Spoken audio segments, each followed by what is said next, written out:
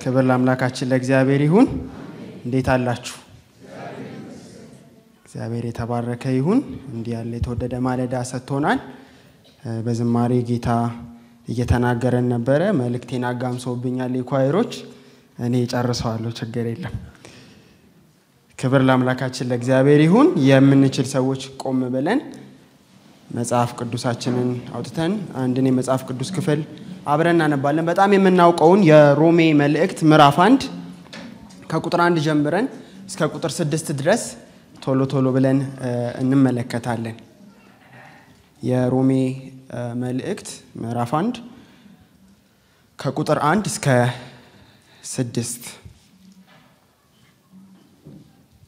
በጌታ በኢየሱስ ስም አነባዋለሁ።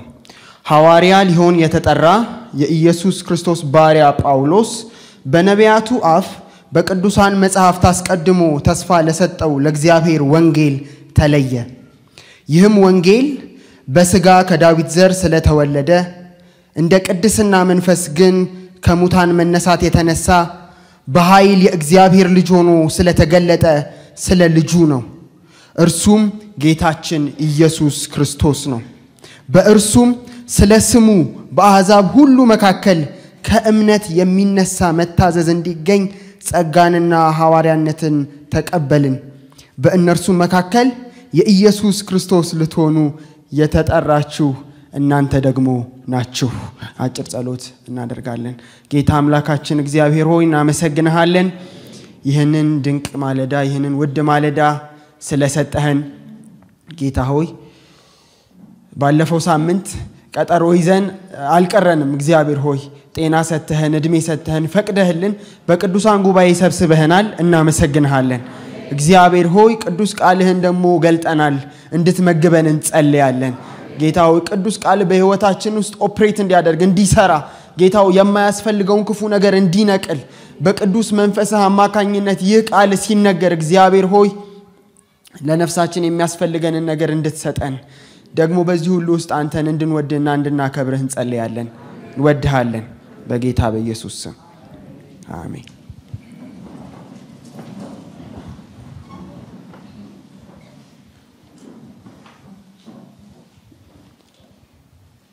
እሺ፣ ያነበብነው የሮሜ መልእክት ምዕራፍ 1 ከቁጥር 1 እስከ 6 ያለውን ክፍል ነው። ጥቂት ቁጥሮችንም ወደ ኋላ ላይ ወረድ ብለን እናነባለን። ዛሬ ለጥቂት ደቂቃዎች የምናገርበት ርዕስ ወንጌል ስለ ልጁ ነው የሚል ርዕስ ነው። እስኪ ወንጌል ስለ ልጁ ነው በሉ። ድምጻችሁ ይሰማል፣ ግን በደንብ ጮክ ማለት ትችላላችሁ። ወንጌል ስለ ልጁ ነው። አሜን። በዚህ ስፍራ ላይ ጳውሎስ ሐዋርያው ቅዱስ ጳውሎስ እስከ ቁጥር 7 ድረስ ቁጥር 7ን አላነበብንም በርግጥ እስከ ቁጥር 7 ድረስ የሮሜ መልእክት መግቢያ በተለይ ለሮሜ አማኞች ሰላምታ የሚሰጥበትን ክፍል ነው የምናየው። ቁጥር 7 ላይ ሰላምታውን ታነባላችሁ። በእግዚአብሔር ለተወደዳችሁና ቅዱሳን ልትሆኑ ለተጠራችሁ በሮሜ ላላችሁት ሁሉ ከእግዚአብሔር ከአባታችን ከጌታም ከኢየሱስ ክርስቶስ ጸጋና ሰላም ለእናንተ ይሁን ይላል እና በጳውሎስ መልእክቶች ውስጥ የማናገኘው አይነት ረዘም ያለ መግቢያ ነው የምናገኘው። እንደምታውቁት አብዛኞቹን የጳውሎስ መልእክታት ስታነቡ ቁጥር 1 ቁጥር 2 ላይ ትንሽ መግቢያ ይሰጣል፣ ሰላምታ ይሰጥና ወደ ጉዳዩ ይገባል፣ ወደ መልእክቱ ይገባል። ይህ የሮሜ መልእክት ግን ሰላምታው ራሱ በጣም ወፍራም ሰላምታ ነው። ብዙ እንድናስብ ብዙ እንድናሰላስል የሚያደርግ ነው። ጳውሎስ ቁጥር 1 ላይ ማንነቱን አገልግሎቱን ይናገራል። ሐዋርያ ሊሆን ምን ያለ የተጠራ የተለየ የኢየሱስ ክርስቶስ ግን ምንድነው? ባሪያ ነው። አገልግሎቱ፣ ኦፊሱ፣ ጥሪው ወይም የኑሮ መስመሩ ሐዋርያነት ነው። ምን ማለት ነው? የጌታን ወንጌል ላልደረሰበት ስፍራ ለማድረስ የተጠራ የእግዚአብሔር አገልጋይ ነው። ግን ማነህ ጳውሎስ ማነህ ከተባለ ምንድነው የሚለው? የኢየሱስ ክርስቶስ ምንድነኝ? ባሪያ ነኝ። ታዲያ ይህ ጳውሎስ ለምንድን የተጠራው? አገልግሎቱ ምንድነው? የጳውሎስ አገልግሎት ምንድነው ከተባለ በነቢያቱ አፍ በቅዱሳን መጻሕፍት አስቀድሞ ተስፋ ለሰጠው ለማ ወንጌል ለእግዚአብሔር ወንጌል ተለየ። ጳውሎስ ሐዋርያ ለመሆን የተጠራ በጣም የተከበረ የተወደደ የእግዚአብሔር አገልጋይ ነው። ጳውሎስ በሐዋርያ ሥራ መጽሐፍና በራሱን በጻፋቸው መልእክቶች ውስጥ ስታነቡ በጣም ድንቅ የሆነ የእግዚአብሔር ሥራ የተሰራበት ድንቅ የሆነ የእግዚአብሔር ባሪያ ነው። ታዲያ ጳውሎስ ለምንድን ነው የተለየው? ምንድነው ሥራ? ምንድነው መውጣት መግባት? ምንድነው የምትጽፍልን መልእክት? አሁን የምነግራችሁ ነገር አሁን እኔ የማወራላችሁ ነገር እኔ የፈጠርኩት ወይም 12ቱ የጌታ ደቀ መዛሙርት ሐዋርያት የተባሉት የፈጠሩት ሌሎች ከኢየሱስ አጠገብ የነበሩ እንደ መግደላዊት ማርያም ያሉ ሰዎች የፈጠሩት ተረት ሳይሆን እኔ የማወራላችሁ ነገር እኔ የማወራላችሁ እውነት እንደውም እኔ የተለየውበት አገልግሎት ራሱ በነቢያት አፍ በቅዱሳት መጻሕፍት አስቀድሞ የተነገረ የተስፋ ቃል አለ። አስቀድሞ እግዚአብሔር ተስፋ የገባው ነገር አለ። አደርገዋለሁ ያለው ነገር አለ። ግን በጣም በሚገርም ሁኔታ በእነ ጳውሎስ ዘመን ሆነ። እግዚአብሔር በቅዱሳት መጻሕፍት በነቢያቱ አማካኝነት ይሆናል፣ ይመጣል፣ ይደረጋል እያለ ተስፋ ሲሰጥ ነበር። በአባቶች ኑሮ እና ምልልስ ውስጥ በነቢያት ትንቢት ውስጥ በዝማሬ በትንቢት ዝማሬዎች ውስጥ ሳይቀር እግዚአብሔር የሚመጣውን ነገር ለአገልጋዮቹ አስቀድሞ ይነግራቸው ነበር፣ እንዲናገሩም ያደርግ ነበር። አሁን ግን ጳውሎስ እንደዚህ ይላል፣ ለእግዚአብሔር አስቀድሞ ተስፋ ለሰጠበት ለማን ወንጌል? ለእግዚአብሔር ወንጌል ተለየ። ወገኖቼ ወንጌል ስለ ልጁ ነው ብለናል። ርዕሳችን ግን ወንጌል በዋናነት የእግዚአብሔር ነው። ወንጌል የኔና የናንተ አይደለም። በዋናነት ኦፍ ኮርስ የኛ ይሆናል እናወራለን በኋላ ላይ። ግን በዋናነት የወንጌል ባለቤት ማን ነው? እግዚአብሔር ነው። የወንጌል ባለቤት እግዚአብሔር ስለሆነ ነው ወንጌል ምን ያካትታል? ወንጌል ስለማን ይናገራል? ስለምን ይናገራል? የወንጌል መልእክት ውስጥ ምን ማውራት እንችላለን? ምን ማውራት አንችልም? ወንጌል ብለን ምን ማመን አለብን? የሚወስነው ማን ነው? እግዚአብሔር ነው። ምክንያቱም ወንጌሉ የማን ነው? የእግዚአብሔር ነው። ወንጌሉ የእግዚአብሔር ነው። ጳውሎስ ምንም እንኳን ሐዋርያ ቢሆን የወንጌሉ ባለቤት ግን ማን ነው? እግዚአብሔር ነው። በዚህ ስፍራ የምንቆምና የምንሰብክ ብዙ ሰዎች አለን፣ የምናገለግል ብዙ ሰዎች አለን። ወንጌል ግን የኛ አይደለም። ወንጌሉ የእግዚአብሔር ነው። ለዛ ነው በጣም መጠንቀቅ ያለብን። ስለ ወንጌል ስንነጋገር መጠንቀቅ ያለብን ወንጌሉ የሰው አይደለም፣ ሰው የፈጠረው አይደለም። ወንጌል የእግዚአብሔር ነው። ታዲያ ወንጌሉ ስለማን ነው? ወንጌሉ የሚያጠነጥነው በእግዚአብሔር ልጅ በኢየሱስ ክርስቶስ ላይ ነው። ወንጌሉ የሚያጠነጥነው በእግዚአብሔር ልጅ በኢየሱስ ክርስቶስ ላይ ነው። ጳውሎስ ባጭሩ የወንጌላትን ትምህርት የመላውን መጽሐፍ ቅዱስ ትምህርት ሐሳብ ይጠቀልልልናል።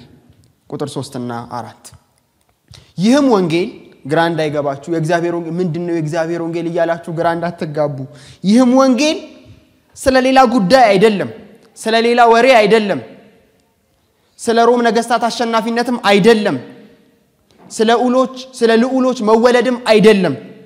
ወንጌሉ በስጋ ከዳዊት ዘር ስለተወለደ እንደ ቅድስና መንፈስ ግን ከሙታን መነሳት የተነሳ በኃይል የእግዚአብሔር ልጅ ሆኖ ስለተገለጠ ስለማን ነው? ስለ ልጁ ነው። እርሱም ጌታችን ኢየሱስ ክርስቶስ ነው። ወንጌል ስለ ልጁ ነው። ወንጌል ስለማን ነው? ስለ ልጁ፣ ስለ እግዚአብሔር ልጅ፣ ስለ ጌታችን ስለ ኢየሱስ ክርስቶስ ነው። ስለ ሌላ ስለማንም አይደለም። ከዳዊት ዘር ተገኝቷል ኢየሱስ አይደል? እናውቃለን። ጌታችን ኢየሱስ ክርስቶስ ከድንግል ማርያም መወለዱን መጽሐፍ ቅዱስ ይነግረናል። ከዳዊት ዘር ይመጣል የተባለው እውነተኛ መሲህ፣ እውነተኛ ንጉስ፣ የእስራኤል ተስፋ ጌታችን ኢየሱስ መሆኑን መጽሐፍ ቅዱስ አስረግጦ ይነግረናል። ኢየሱስ ፍጹም ሰው ነው። ጌታችን ኢየሱስ ፍጹም ሰው ነው። ግራ የሚያጋባ አይደለም፣ ሰው መሳይ አይደለም። እሱ ራሱ ሰው ነው። እሱ ራሱ ሰው ነው። ይሄንም ሁሉ ጊዜ ማረጋገጥ ይገባናል። ኢየሱስ እንደኔና እንደናንተ በምድር ላይ ተመላልሷል። አሜን። የዛሬ 2000 ዓመት ጌታችን ኢየሱስ ሰው ሆኖ ተመላልሷል። ሰው ሆኖ ከዳዊት ዘር ነው የተገኘው። መምጫውን የማናውቀው አይደለም። ከየት ነው የመጣው? ድንገት ተገኘ አይደለም። ከድንግል ማርያም ሲወለድ ሰምተናል፣ አውቀናል፣ በታሪክ አንብበናል። ጌታችን ኢየሱስ ፍጹም ሰው ነው። በምድር ላይ ተራምዷል። ሕይወቱ እውነተኛ ነበረ። ስለሱ የተነገረው የተጻፈው እውነት ነው። ጌታችን ኢየሱስ እውነተኛ ሰው ነው። ከዳዊት ዘር ተወልዷል ኢየሱስ። ይህ ብቻ ግን አይደለም። ጌታችን ኢየሱስ እንደ ቅድስና መንፈስ ወይም በመንፈስ ቅዱስ ኃይል ከሙታን መነሳት ምን ያለ ነው? የተነሳ ነው። በአጭር ቃል ኢየሱስ ተወልዷል። ሰው ሆኖ ሰው ነው ኢየሱስ። ደግሞ ከሙታን ምን ብሏል? ተነስቷል ነው የወንጌሉ መልእክት። ተነስቷል ኢየሱስ ከሙታን። አሜን። ሞት ላይ ገዛው፣ ሞት ላይ ያሸንፈው ኢየሱስ ተነስቷል። ይህ ነው መልእክታችን አይደል? ተነስቷል ኢየሱስ ተነስቷል። ይህ የእግዚአብሔር ልጅ የሆነው ኢየሱስ ከሙታን የተነሳ ነው። ጌታችን ኢየሱስ በትንሳኤው አይደለም የእግዚአብሔር ልጅ የሆነው። ኢየሱስ የእግዚአብሔር ልጅ ነው። ኢየሱስ አምላክ ነው። ኢየሱስ ዘላለማዊ የእግዚአብሔር ልጅ ነው። ግን ጌታችን ኢየሱስ ከሙታን ሲነሳ ምን ሆኖ ተገለጠ? በኃይል የእግዚአብሔር ልጅ መሆኑ ተገለጠ፣ ተረጋገጠ። ምን ማለት ነው የኢየሱስ መነሳት? ምን ማለት ነው ኢየሱስ ከሞት ተነስቷል የሚለው መልእክት? በአጭር ቃል ኢየሱስ ክርስቶስ በሕይወት ምልልሱ ከመሞቱ በፊት የተናገረው፣ ያስተማረው፣ ያደረገው ሁሉ እውነት ነው ማለት ነው። ኢየሱስ ከሞት ባይነሳ ኖሮ፣ ኢየሱስ ከሙታን መካከል ቀርቶ ቢሆን ኖሮ ኢየሱስ ውሸታም ይሆን ነበር። ወይም ኢየሱስ ክርስቶስ በሕይወት ዘመኑ ያደረጋቸውና ተስፋ የሰጣቸው ነገሮች ሁሉ ዋጋ ቢስ ይሆኑ ነበር፣ ከንቱ ይሆኑ ነበር። ግን እንኳን ደስ አለን፣ ኢየሱስ ተነስቷል። ኢየሱስ ተነስቷል። እለት እለት ለራሳችን መንገር ያለብን መልእክት ነው ይህ መልእክት። ኢየሱስ ተነስቷል። ስለ ኃጢአቴ ሞቷል፣ ዋጋ ከፍሏል፣ ሂሳቤ ተወራርዶልኛል፣ ዕዳ የለብኝም በኢየሱስ ስላመንኩ። ግን ሞቶ አልቀረም። እግዚአብሔር ልመናውንና ጩኸቱን ሰምቶለታል። ኢየሱስ በመስቀል ላይ የጮኸው ጩኸት መሰማቱን ያረጋገጥነው በትንሳኤው ነው። አይገርማችሁ?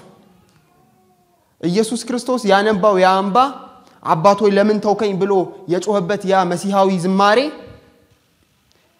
ያንን ባዶነት ያንን መከራ ውጤቱን ያየነው በትንሳኤው ነው። እስኪ አጠገባችሁ ላለው ሰው እንኳን ደስ አለህ ኢየሱስ ተነስቷል በሉልኝ። እኔንም ባትሉኝም እንኳን አብሮ ደስ አለን። ኢየሱስ ተነስቷል። ወገኖቼ የፋሲካ መልእክት አይደለም። ጳውሎስ ስለ ወንጌል ሲናገር ወንጌል ስለ ልጁ ነው፣ ስለ ኢየሱስ ነው ወንጌል። ይህ ወንጌል በስጋ ከዳዊት ዘር ስለተገኘው ነው።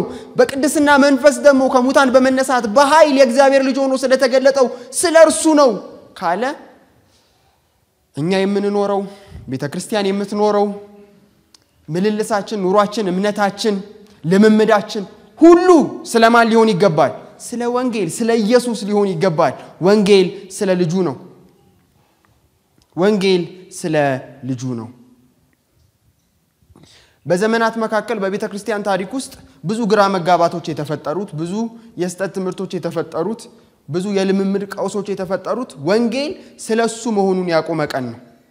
ወንጌልን ከኢየሱስ ላይ አንስተን የወንጌልን መልእክት ያንን የምስራች ያንን ደስታ ያንን ሐሴት ከኢየሱስ ማንነትና ሥራ ላይ ወስደን ሌላ ማንንም ላይ እናድርገው፣ ያኔ መውደቅ እንጀምራለን።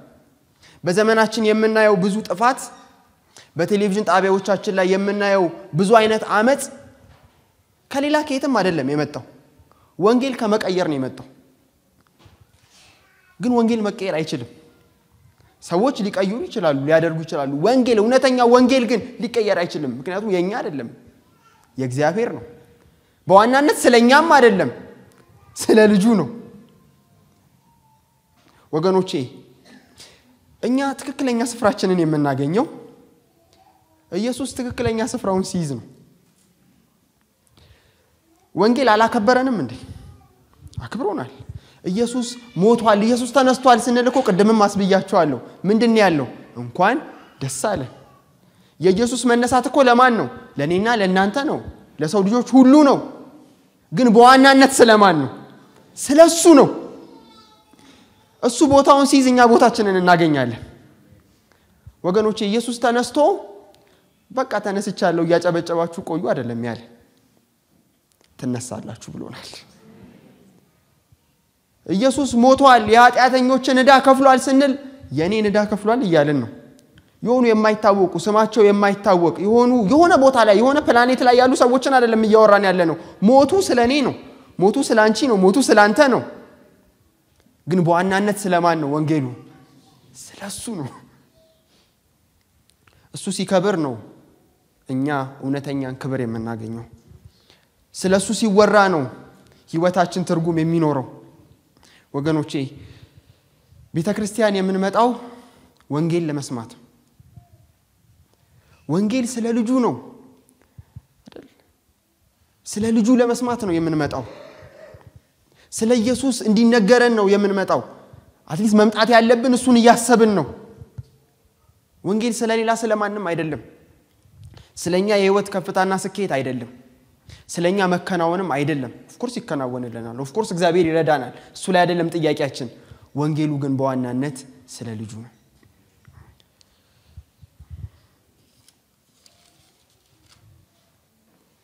እንግዲህ በዚህ ሳምንት በተለይ ስለ ወንጌል ምስክርነት በእነዚህ ሳምንታት ስለ ወንጌል ምስክርነት ነው አጥብቀን እየተነጋገርን ያለነው። ግን ጥቂት እንድናስብ ፈልጋለሁ። ጳውሎስ በዚህ ስፍራ ላይ በዚህ በሮሜ ምዕራፍ 1 መግቢያው ላይ ከቁጥር 14 ጀምራችሁ ስትመለከቱ እንደዚህ ይላል።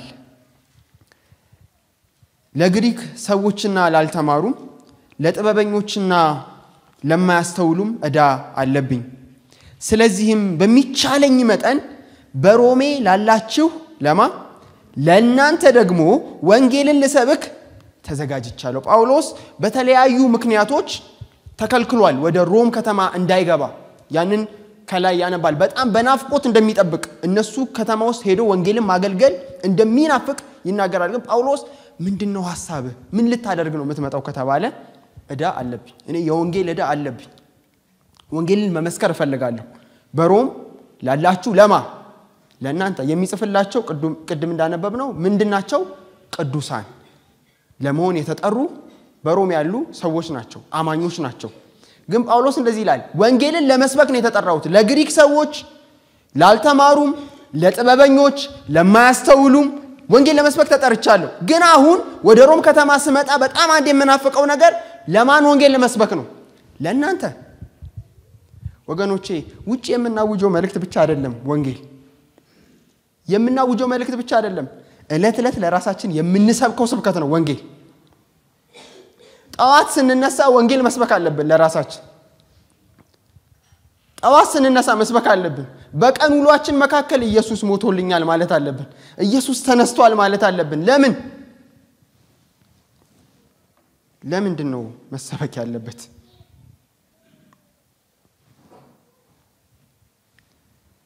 በዚህ ዓለም ኑሯችን በዚህ ውጣ ውረዳችን መካከል ዲያብሎስ ሊያስረሳን የሚፈልገው መልእክት፣ ዓለም ልታስጥለን የምትፈልገው መልእክት የኢየሱስን ማንነትና ሥራ ነው። በዋናነት እሱን ከጣልን ሰይጣን ተሳካለት። ኢየሱስ ስለኔ ሞቷል፣ ኢየሱስ ተነስቷል፣ ኢየሱስ ነው ወንጌሉ፣ ኢየሱስ ነው ሕይወቴ የሚለው መልእክት የጣልን ቀን ያልቅልናል። እለት ለራሳችን መስበክ አለብን። ጳውሎስ ለእናንተ ለመስበክ ምን ብያለሁ? ተዘጋጅቻለሁ። ግን ለነሱ ብቻ አይደለም ወንጌል አይደል? በወንጌል አላፍርምና አስቀድሞ ለአይሁዳዊ ደግሞም ለግሪክ ሰው ለሚያምኑ ሁሉ የእግዚአብሔር ኃይል ለማዳን ነውና። ወንጌሉን ለመስበክ የተዘጋጀው ጳውሎስ በወንጌሉ ስለማያፍር ነው። ለሚያምኑ ሁሉ የሚያድነው የእግዚአብሔር ኃይል በወንጌሉ በኩል ተገልጧል። በወንጌሉ ውስጥ ተገልጧል። ምንድነው ወንጌል የሚያስብልህ? ምንድነው ስለ ወንጌል እንዲህ ነፍሴን እሰጣለሁ የሚያስብልህ? የኢየሱስ ባሪያ ነኝ ለማገልገል ተዘጋጅቻለሁ የሚያስብልህ ምንድነው? በሐዋርያት ሥራ መጽሐፍ ላይ እናነባለን። እንኳን ለመከራና ለመታሰር ለመሞት እንኳን የተዘጋጀው ሰው ነኝ ብሏል ጳውሎስ። ያኔ ነው እነ ሉቃስ የጌታ ፈቃድ ይሁን ብለን ምን አለን? ዝም አለን። በቃ የሰው ይሞታል ካለ ምን ማድረግ ይቻላል? ለምንድነው የምትሞተው? ለወንጌል። ለምን? የሚያድነው የእግዚአብሔር ኃይል የተሰወረው የተደበቀው ወንጌል ውስጥ ነው፣ ኢየሱስ ውስጥ ነው።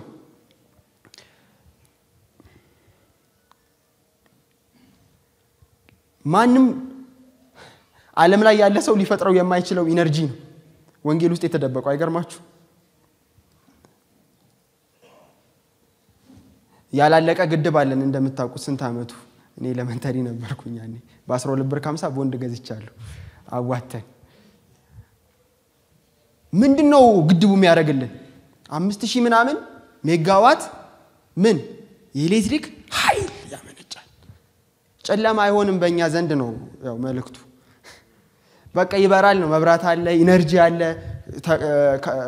ካምፓኒዎቻችን ፋክትሪዎቻችን ይሰራሉ ማለት ነው ብዙ ነገር እናመርታለን እንሸጣለን ማለት ነው ኃይል በጣም አስፈላጊ ነገር ነው ግን ኃይል ውሃ ላይ ብቻ አይደለም ያለው በተለይ በኃያላን ሀገራት ውስጥ ኒኩለር የሚባል በጣም የልቀታቸውን የምታዩበት በጣም ድንቅ የሆነ የኃይል ምንጭ ሰርተዋል እና ኒኩለር ግን ኤሌክትሪክ ብቻ ሳይሆን የሚያመነጨው መሳሪያም ነው ከተሞችን ማውደም ይችላል በአንድ ጊዜ ማውደም ይችላል ከባድ የሆነ የጥፋት ኃይል ነው እና ፉክክሩ ያሆኗል አሁን ነዳጅ አለ የዓለም ሀገራት የሚራኮቱበት እኛ ሀገርም ይኸው ታውቃላችሁ የነዳጅን ጉዳይ ኃይል ነው ያለ ኃይል ምንም ነገር ማድረግ አይቻልም ያለ ኃይል መንቀሳቀስ አይቻልም ምግብ ምን በላው ምን ለማግኘት ነው ጉልበት ኃይል ለማግኘት ነው ያለ ኃይል ምንም ነገር ማድረግ አይቻልም ግን በጣም በሚገርማችሁ ሁኔታ ዓለም ላይ ያሉ ኃይሎች በሙሉ ከሞት አያልፉም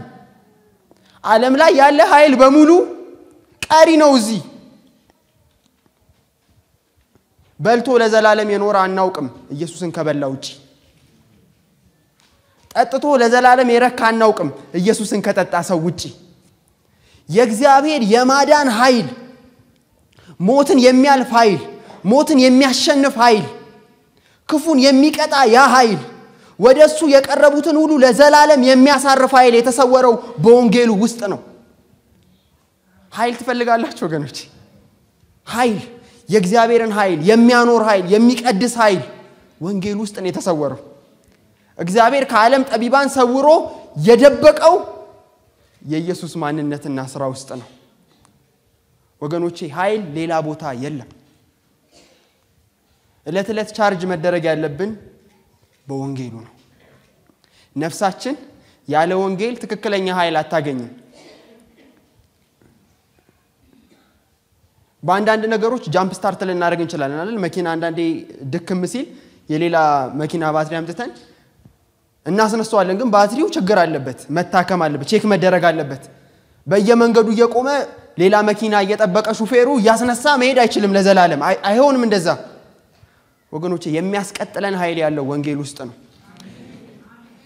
በኔውንባችሁ ኃይል ያለው ሌላ ቦታ ነው የሚሏችሁን ሰዎች አትስሟቸው ጌታን ውሸታቸው ነው ለምን ከተባለ ኃይሉ ያለው ወንጌል ውስጥ ነው ሌላ ቦታ አይደለም ኃይል ማጣታችን ቅድስና በእኛ ህይወት ውስጥ ከባድ መሆኑ የክርስትናን ትግል ማሸነፍ አለመቻላችን ዲያብሎስ በአይምሮአችን በሐሳባችን ጨዋታ ውስጥ ስፍራ ማግኘቱ ምክንያቱ የኃይል እጥረት ነው የወንጌልን ኃይል እለት ለራሳችን ልንሰብክ ተጠርተናል ይገባናል በወንጌል አላፍርም ይላል ጳውሎስ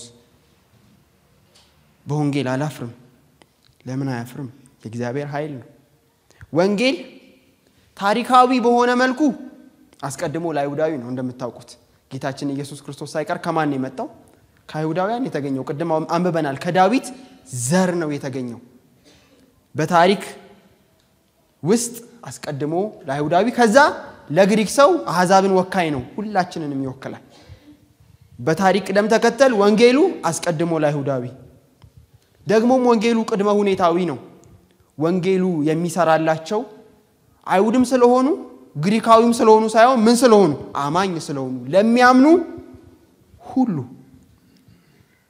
ደግሞም ዓለም አቀፋዊ ነው ሁሉ ይላል ሁሉ ትልቅ የለ ትንሽ የለ የተማረ የለ ያልተማረ የለ ወንጌሉ ሁሉን ያድናል የሚያምኑበትን ሁሉ ያድናል ቁጥር 17 ላይ ጻድቅ በእምነት ይኖራል ተብሎ እንደተጻፈ የእግዚአብሔር ጽድቅ ከእምነት ወደ እምነት በእርሱ ይገለጣልና ይለናል ጳውሎስ ወንጌሉ ለምንድነው የእግዚአብሔር የማዳን ኃይል የሆነው ከተባለ ጽድቁ ወንጌሉ ብቻ ሳይሆን ጽድቁ ራሱ በወንጌል ውስጥ የሚገለጠው ጽድቅ ራሱ የእግዚአብሔር ጽድቅ ነው የእግዚአብሔር ትክክለኛነት ነው የእግዚአብሔር ትክክለኛ ስራ ነው ከሰው አይደለም ደግሞም በእምነት የሚደረግ ነው ደሞም በእግዚአብሔር ቃል እውነት የተረጋገጠ ነው። ጳውሎስ በዚህ ስፍራ ላይ ዕንባቆም ምዕራፍ 2 ቁጥር 4 ነው የሚጠቅሰው። በእምነት የሚደረግ ከእግዚአብሔር የሆነ ጽድቅ ነው። ጻድቅ በምን ይኖራል? በእምነቱ ነው በህይወት የሚኖረው። በምንም አይደለም፣ በየትኛውም አቅሙ በራሱ ጉልበት አይደለም። በማን ላይ ባለው እምነት? በእግዚአብሔር ላይ ባለው እምነት ነው የሚኖረው። የእግዚአብሔር ጽድቅ ከእምነት ከአንድ የእምነት ደረጃ ወደ ሌላ የእምነት ደረጃ ይገለጣል በእርሱ ውስጥ። ወገኖቼ የጀመርነው የክርስትናን ህይወት በማመን ነው አይደል? ኢየሱስ ምን ብሏል? ስለኔ ኃጢአት ሞቷል። ደግሞ ሞቶ አልቀረም፣ በሶስተኛው ቀን ሞትን ድል አድርጎ ምን ብሏል? ተነስቷል ብለን ያመንነው። እንዴት ነው ታዲያ ይሄንን ረጅሙን የክርስትና ዘመን የምንኖረው? እያመንን ነው። ኢየሱስ ሞቷል እያለ ኢየሱስ ተነስቷል እያለ። በጣም በሚያሳዝን ሁኔታ በቤተ ክርስቲያን ውስጥ በክርስትና ህይወታችን ውስጥ ኦፍ ኮርስ ኢየሱስ መሞቱን አውቃለሁ፣ መነሳቱን አውቃለሁ። እሺ ሌላ የለህም ይባላል። ሌላ የለህም? ሌላ እሺ አውቃለሁ እሱን እኮ፣ ግን ሌላ የለም ወገኖቼ፣ የለንም። ሌላ የለንም። ኢየሱስ ሞቷል ነው መልእክታችን። ኢየሱስ ተነስቷል ነው መልእክታችን። ከኢየሱስ ጋር የታረቁ ሰዎች፣ በኢየሱስ በኩል ወደ እግዚአብሔር የቀረቡ ሰዎች የዘላለም ህይወት አላቸው ነው መልእክታችን። ማንም ወደ ኢየሱስ ከመጣ የዘላለምን ረፍት ያገኛል ነው መልእክታችን። በእርሱ የሚያምኑ ሁሉ የዘላለም ህይወት አላቸው ነው መልእክታችን። አንቀይርም መልእክት። ሌላ የለህም አይባልም። የለንም። ዛሬ እንግዲህ ላስቀየማችሁ ነው። ሌላ አለኝ የሚሏችሁ ሰዎች ውሸታም ናቸው። ስለሌለ ነው ሌላ፣ ከኢየሱስ ሌላ ስለሌለ ነው ወገኖቼ።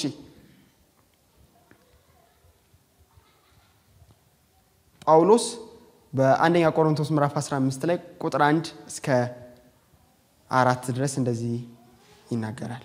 አንደኛ ቆሮንቶስ ምዕራፍ 15 ወንድሞች ሆይ የሰበኩላችሁን ደግሞም የተቀበላችሁትን በእርሱም ደግሞ የምትድኑበትን ወንጌል ምን እላችኋለሁ? አሳስባችኋለሁ።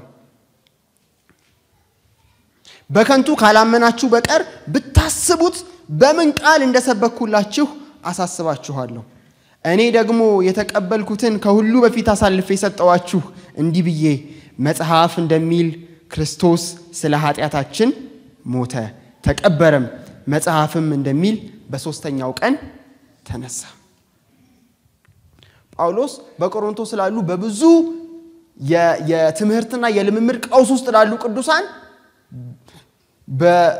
ወደ መዝጊያው እየተቃረበ ነው። በ15ኛው ምዕራፍ ስለ ጌታ ትንሳኤ በሚያወራበት ክፍል ላይ፣ ስለ ሙታን ትንሳኤ በአጠቃላይ በሚያስተምርበት ክፍል ላይ ወገኖች ሆይ ወንድሞች ሆይ የሰበኩላችሁን እኔ ሰብኬያለሁ፣ እናንተ ደግሞ ምን ብላችኋል? ተቀብላችኋል።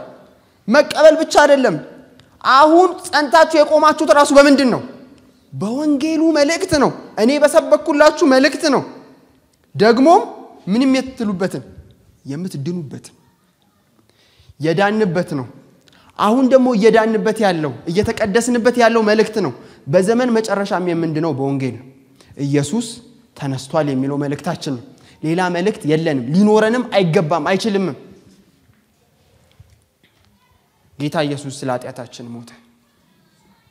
በሶስተኛው ቀን መጽሐፍ እንደሚል በቅዱሳት መጽሐፍት ለተነገረለት ብሏል ጳውሎስ በሮሜ 1 ላይ። መጽሐፍ እንደሚል ጌታችን ኢየሱስ ከሙታን ተነሳ። ይህ ነው መልእክታችን። ግን እቺ መልእክት ትንሽዬ ትመስላለች አይደል? ኢየሱስ ሞቷል፣ ኢየሱስ ተነስቷል። በጣም ትንሽዬ መልእክት ይመስላል፣ ግን አይደለም። ብሉይ ኪዳናችሁን ገልጣችሁ ስታነቡ በእያንዳንዱ ገጽ ላይ ታገኙታላችሁ። አዲስ ኪዳንን ገልጣችሁ ስታነቡና የሐዋርያትን ሕይወትና አገልግሎት ስትመለከቱ የኢየሱስን ሞትና ትንሳኤ ታያላችሁ። ሌላ መልእክት የለውም እግዚአብሔር ከወንጌል ውጪ። ሌላ ስራ የለውም እግዚአብሔር ከወንጌል ውጪ። ቅድም እየተዘመረልን ነበር አይደል? የመስዋዕቱን በግ እግዚአብሔር ያዘጋጃል። አይተናል አይደል? በአብርሃም ሕይወት ውስጥ እግዚአብሔር በግ ሲያዘጋጅ በይስሐቅ ፈንታ አንድ ልጅ ለማትረፍ ነው አንድ በግ የቀረበው። የዓለምን ሕዝብ ለማትረፍ ግን እግዚአብሔር 4 እግር ያለው በግ አላቀረበም። ልጁን አቅርቧል። የመስዋዕቱ በግ ዘላለማዊው እውነተኛው የመስዋዕት በግ ኢየሱስ ተዘጋጅቷል። ከፍታቸውንና ውድቀታቸውን ስታነቡ የብሉይ ኪዳን ነቢያትን ነገስታትን እግዚአብሔር ኢየሱስን እያየ ነው ያደረገው ያንን ሁሉ። ሙሴን እዛው ትቀራለህ አትገባም ወደ ተስፋይቱ ምድር ሲለው እግዚአብሔር ሙሴ የማይሆን ምሳሌ ስለፈጠረ ነው በእግዚአብሔር አለት ላይ አለቱ ኢየሱስ ነው። እግዚአብሔር ሌላ መልእክት የለውም ወገኖች። ኢየሱስ በእኛ መካከል በከበረ ጊዜ ያኔ ክብራችንን እናገኛለን። ያኔ ስፍራችንን እናገኛለን። በጣም የሚገርመኝ ነገር የሰው ልጆች ትልቁ ፍላጎታችን ክብር ነው፣ ቦታ ነው፣ መፈለግ ነው፣ መደነቅ ነው። ይሄ ሁላችንም ውስጥ ያለ ፍላጎት ነው፣ ምኞት ነው። ጌታ ኢየሱስ ሊሞት እንኳን በጣም በተቃረበበት ጊዜ ስለሞቱ ያወራ በነበረበት ጊዜ የዘብዴዎስ ልጆች ናቸው አይደል? እናትየው መጣ ልጆቼን እባክህ ጠጋ ጠጋ አርግልኝ፣ ጠጋ ጠጋ በግራና በቀኝ በዙፋን ላይ። በዛ የስብራት ጊዜ እንኳን ማን ነው ቀዳሚው ነበር ክርክሩ። ዮሐንስ ወንጌል ምዕራፍ 13 ላይ እናነባለን። ጌታችን ኢየሱስ ክርስቶስ ከአብ እንደወጣ ወደ አብ እንደሚመለስም አውቆ ምን አደረገ? ተነሳ፣ ማበሻ ጨርቅ ወሰደ፣ ወገቡን አሸንፍጦ ዝቅ አለ። ኢየሱስ ለማጠብ የደቀ መዛሙርቱን እግር ለማጠብ ዝቅ አለ። የማዳን ስራው ምልክት ለማድረግ ዝቅ አለ ኢየሱስ። በደቀ መዛሙርቱ አእምሮ ውስጥ ምን እንደሚሯሯጥ እስኪ አስቡ። እኔ ነኝ በላጩ፣ እኔ ነኝ አንደኛው፣ እኔ ነኝ ቀዳሚው ነበር ፉክክራቸው። ዋናው አንደኛው ዝቅ ሲል አስቡት። ግን እንደዛ ሲፎካከሩ የነበሩ ሰዎች ለመሞት ተሽቀዳደሙ። ኢየሱስን ሲያዩት ወንጌሉ ሲገባቸው አናውቅም አንችልም ብለው የከዱት የተበተኑት እነዛ ሰዎች ለመሞት አንገታቸውን ለመስጠት ይሻሉ ደስ ብሏቸው ነው ያደረጉት። ይመስላችኋል ጳውሎስና ጴጥሮስ ሌሎችም ሐዋርያት ምንም እንኳን ሞት አስፈሪና አስከፊ ቢሆንም በልብ ስብራት የሞት ይመስላችኋል? ተጋፍጠውት እኮ ነው የሞቱት ኢየሱስ ስለተነሳ መጨረሻቸው እንዳልሆነ ስለሚያውቁ። ወገኖቼ እግዚአብሔር በህይወት ዘመናችን ያስበናል፣ ያጽናናናል፣ ከፍ ያደርገናል። እኔ በህይወቴ ምስክር ነኝ፣ ሁላችሁም በህይወታችሁ ምስክር ናችሁ። የእግዚአብሔርን አቅራቦት፣ የእግዚአብሔርን ምህረት፣ የእግዚአብሔርን በጎነት እየበላን ነው እየኖርን ያለነው። የእግዚአብሔርን ምህረት እየተካፈልን ነው እየኖርን ያለነው። ግን እግዚአብሔር ከሁሉ በላይ ከፍ የሚያደርገን ከሁሉ በላይ የሚያነሳን በትንሳኤ ቀን ነው። እግዚአብሔር የገባልንን የተስፋ ቃል ሁሉ የሚፈጽምልን ያኔ ነው። በዋናነት ከዚህ ምድር ከዚህ መከራ ላለፈ ነገር ተጠርተናል። ይህንን የሚነግረን ወንጌሉ ብቻ ነው። ወገኖቼ ይባካችሁ ከሞት ለማያልፍ መልእክት ራሳችሁን አሳልፋችሁ አትስጡ። ከሞት ለማያሻግር መልእክት በጣም ይገርመኛል። እኔ ስለሞት በጣም ማሰብ ወዳለሁ። ማለት በቃ ሟችነን እኮ ለዛ አይደል የመክብብ ጸሐፊ ከንቱ ነው ያለ የነበረው። ለምን ከተባለ ከፀሐይ በታች ምንም ነገር ብታገኙ ትሞታላችሁ። ወገኖቼ ከሞት ለሚሻገር ነገር ተጠርተናል። በኢየሱስ ሞትና ትንሳኤ አማካኝነት ሞት የኛ የመጨረሻው እውነታ አይደለም። ኢየሱስ ስለተነሳ የምንጽናናው እኮ ተነስቷል ብለን ነው አይደል? ወንድሞችን ወገኖችን የምናጽናናው በሐዘን ጊዜ ኢየሱስ ተነስቷል አይቀርም፣ ወንድሜ እንደተቀበረ አይቀርም፣ እህቴ እንደተቀበረች አትቀርም፣ ትነሳለች፣ ይነሳል መልእክታችን። ወገኖቼ የምንጽናናው በወንጌል ነው። የተሰበከልን ወንጌል የቆምንበት ወንጌል ነው። የምንቀጥልበት እግዚአብሔርን የምናከብርበት ወንጌል ነው። ሌላ ወንጌል የለም፣ ሌላ ስራ የለም። ለዛ ነው ጳውሎስ ስለ ወንጌል ሲናገር በገላትያ ምዕራፍ 1 ላይ ከሰበክንላችሁ ወንጌል የተለየ መልእክት ማንንም ቢሰብክ እንደውም ከሰማይ መልአክ እንኳን መጥቶ ቢሰብክላችሁ ምን ይሁን? የተረገመ ይሁን። ወገኖቼ በዓለም ላይ የሚነገረን እውነት የሚነገረን ውሸት ሁሉ ከሞት አያልፍም። በወንጌል ላይ የሚሰራ ስተት ግን ዘላለምን ኮስት ያስደርገናል፣ ዘላለምን ያስከፍለናል። በወንጌል ያመንን እውነተኛውን ወንጌል የተቀበልን ሰዎች እውነተኛውን ህይወት ያገኘን ሰዎች ደግሞ ዘላለምን እናርፋለን ኢየሱስ ስለሞተልን ኢየሱስ ስለተነሳልን አብልጠን በእነዚህ ሳምንታት የወንጌልን ሥራ ስንሰራ በተለይ በውጭ ይላሉ የወንጌልን እውነት ስንናገር ይሄንን እናስብ እነሱ የሚድኑት እኔ በዳንኩበት እውነት የምነግራቸው ሞትን የማያሻግር መልእክት አይደለም ለዛ ነው ወንጌል በጣም አስፈላጊ ሆነ እነዚህ ሟች ሰዎች ኢየሱስን ካላገኙ ጥፋት ነው ዘላለማቸው ከኢየሱስ የታረቀ ግን አረፈ ከኢየሱስ የታረቀ ግን ህይወት አገኘ ወንጌል ስለ ልጁ ነው አንድ ላይ እንበለው ወንጌል ስለማንም አይደለም ልጁ ሲከብር እኛን ከብራለን ልጁ ሲታይ ትክክለኛ ስፍራችንን እናገኛለን ኢየሱስ ወንጌሉ ብቻ በሕይወት ዘመናችን ይግነንልን አጭር ጸሎት እናደርጋለን